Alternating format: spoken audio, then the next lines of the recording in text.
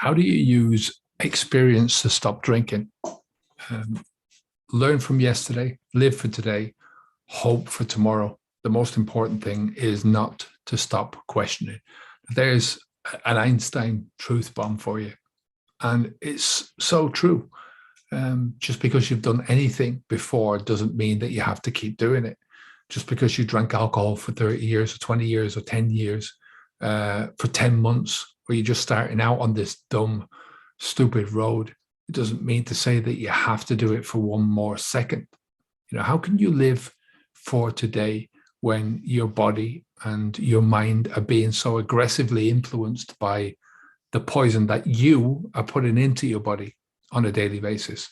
How can you live for today when your body and your mind are being so aggressively influenced by the poison that you put into your body yesterday, right? All of this is influencing what you do today, how you think today, how you act, how you behave, how you react.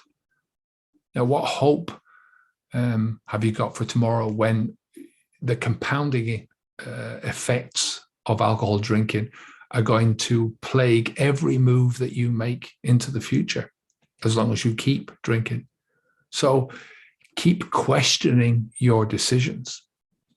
You might not have stopped drinking at this stage. You might not have stopped doing this damaging behavior to yourself at this stage. But as long as you keep questioning it, there's always hope that you'll come to your senses one day. Speaking of questioning, thanks for everyone that turned up yesterday for our Q&A session. It was season 1, episode 1. Today we're having season 1, episode 2. We're going to do it at 5:10 Spanish time.